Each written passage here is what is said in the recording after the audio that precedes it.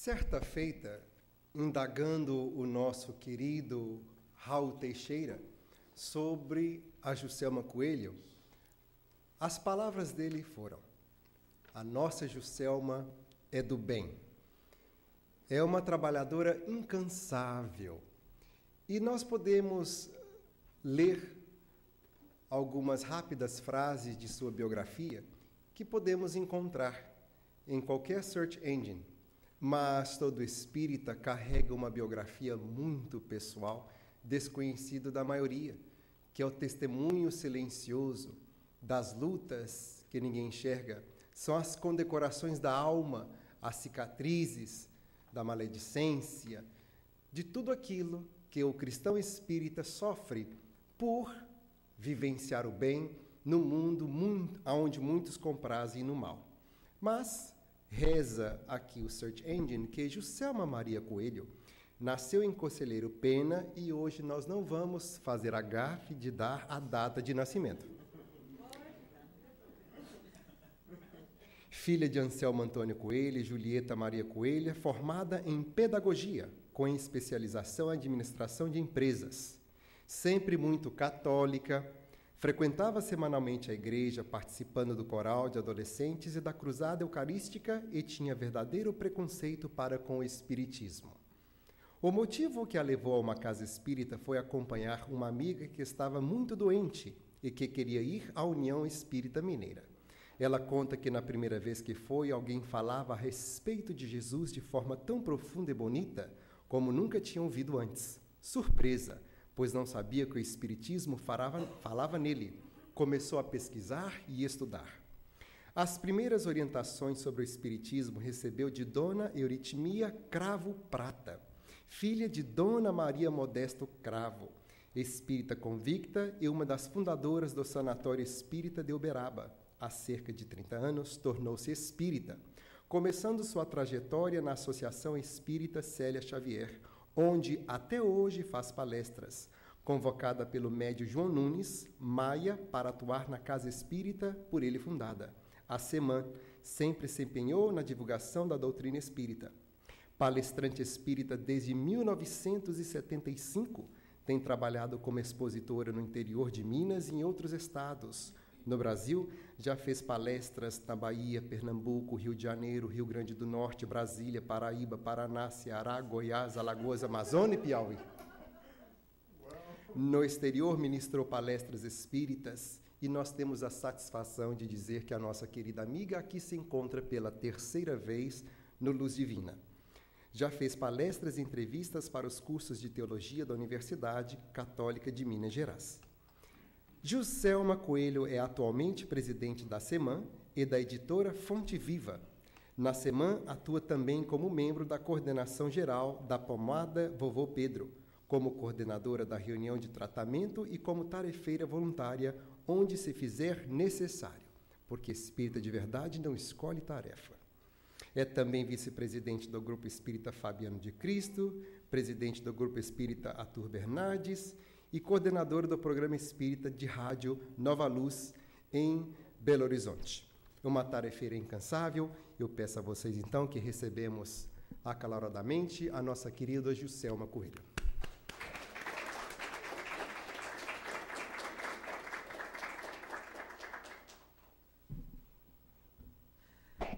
Uma alegria, gente, estar aqui mais uma vez. E eu agradeço a Deus e a Jesus a oportunidade de poder vir aqui. Esta casa que sempre deixa nos corações da gente essa vibração de amor, de alegria, né? E só por uma questão de justiça, de direito, dentro do que foi dito aí, já houve algumas alterações. Então, eu no momento, já não estou mais no Fabiano, e nem no outro que você leu aí, mas também agora faço parte do Conselho Administrativo do Hospital Espírita André Luiz, que é um hospital psiquiátrico, e nós temos lutado muito, mas o hospital tem estado de pé, fazendo um trabalho muito bonito. Eu gosto muito do trabalho que é feito ali, sempre gostei, porque os médicos trabalham, quando a família autoriza, eles trabalham em parceria com médiums, e, em alguns casos, os médiums acompanham as primeiras entrevistas que os médicos estão fazendo, e depois esses médiums profissionais e trocam ideias pelo que viram, ouviram, sentiram mediunicamente, e se a família permite, esses pacientes são encaminhados também para reuniões mais específicas, recebem passe, participam do culto, de reuniões do culto do Evangelho. Então, é um trabalho que deixa a gente muito feliz por essa união entre os profissionais da medicina, também os psicólogos que trabalham lá, e os médiums. Este é um trabalho que tem só um ano que eu estou participando, na parte do Conselho Administrativo, e tenho me sentido muito feliz de poder estar aprendendo mais um pouco com a turma, né? É muito interessante quando... Tá bom? Nós estávamos falando aqui sobre trabalho, sobre o trabalhador espírita, e eu tinha, ao fazer uma prece ali, eu pedi aos amigos espirituais que me intuíssem, no sentido de que a gente pudesse falar não simplesmente algum tema que eu já pudesse ter preparado e que estivesse apenas na razão, mas que eu pudesse falar de alguma coisa que fosse útil para todos nós, né? Em que a gente pudesse sair daqui com alguma coisa de importante para a nossa reflexão, porque nem vocês têm disponibilidade de tempo para sair da casa de vocês, para vir aqui, para não crescerem no conhecimento, como eu também não sairia do Brasil para trazer algo que não pudesse, pelo menos uma vírgula, ser trocada de importância entre nós, de vocês para mim e da minha pessoa para vocês. Então, na medida que eu estava assim refletindo, me veio a importância do compromisso que cada um de nós temos enquanto tarefeiros espíritas diante do momento que nós estamos atravessando, o momento na esfera mundial, na esfera universal. Narram os espíritos que, traduzindo uma passagem do Evangelho, que Jesus primeiro indicou os 12.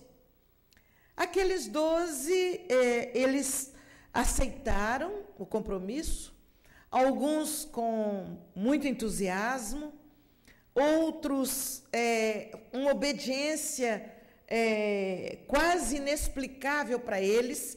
Era uma obediência que vinha do próprio espírito, da própria alma, uma atração magnético-espiritual que vinha da presença do Mestre Jesus e de toda aquela bagagem que ele trazia. Outros foram quase que tangidos para aquele compromisso, mas ali estavam os 12.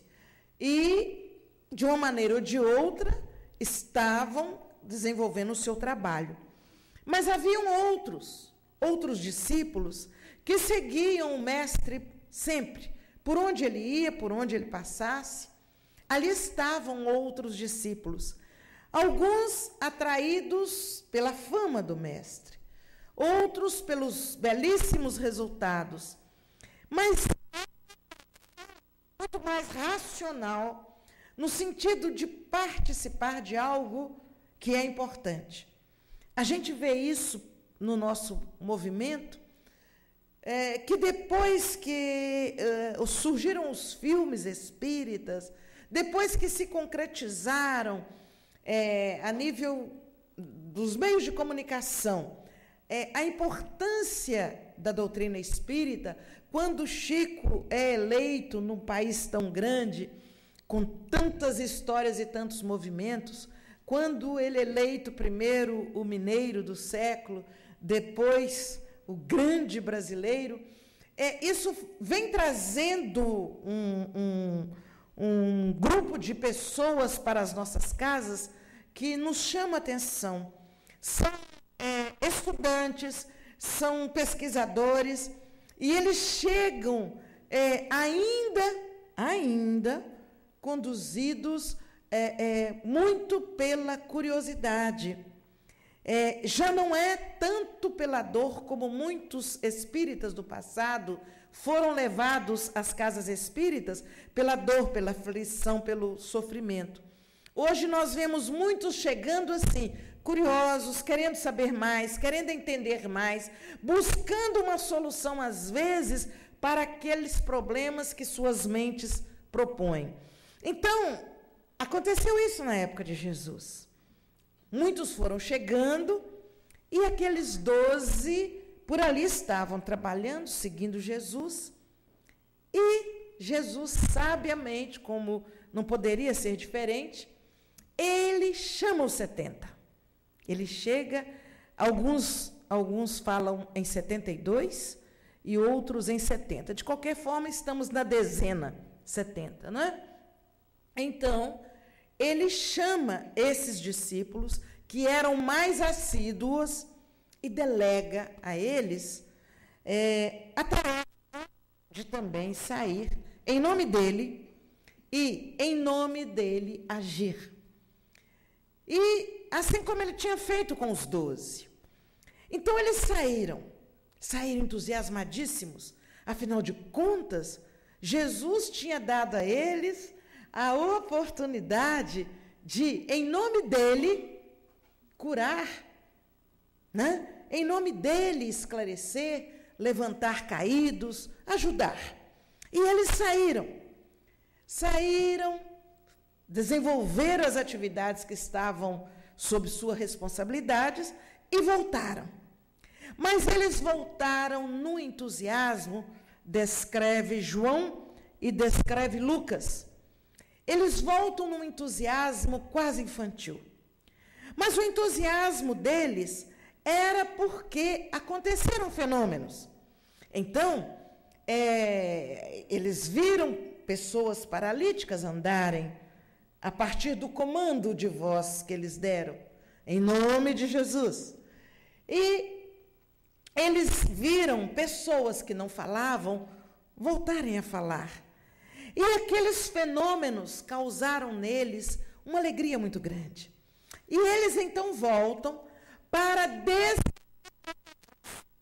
todos os fatos que tinham ocorrido a partir daquelas pequenas ações. Mesmo muitos que se levantaram, outros que passaram a enxergar. E eles foram descrevendo, né? Foram descrevendo, e Jesus, com aquela calma, em determinado momento, Jesus diz assim: você deveria lembrar-se antes, porque o nome de vocês está escrito nos céus. Mas eles não conseguiram entender a profundidade do que Jesus colocava. E eles entenderam exatamente na conveniência, talvez, ou na limitação de compreensão, quem sabe, de que, puxa, nós somos tão importantes que os nossos nomes estão registrados no céu. Mas, na verdade, quando a gente vai lendo a passagem do Evangelho, nós vamos perceber que Jesus falava exatamente no compromisso. Porque na medida que eles saíram e, em nome de Jesus, eles foram agentes de que fenômenos se concretizassem, eles estavam como que registrados nos céus, os seus nomes, como médiuns, como criaturas que, em nome de Jesus, estavam competentes para realizar alguma tarefa. Eles não entenderam assim. Mas eles ficaram entusiasmadíssimos. A fala de Jesus, na verdade, os estimulou ainda mais àquela alegria. Continuaram ali por perto de Jesus. E aí começa o mestre, em determinado momento, num determinado discurso, a falar para eles sobre a importância dos compromissos. E Jesus fala com eles que seria necessário que eles bebessem do mesmo cálice que ele, Jesus, beberia mais na frente e pelas experiências que Jesus passava. E Jesus foi falando da importância de manter os compromissos assumidos. E tudo aquilo que Jesus foi falando foi incomodando aqueles 70. A expressão registrada por João é exatamente esta: duro é este discurso. Quem é que pode aguentar? Expressão registrada por João. Vocês vão me perdoar, depois eu escrevo para vocês o capítulo e o versículo, porque assim, a gente quando chega no Zenta não decora tudo isso não. E agora, então eu não sei de cor, estou sendo assim bastante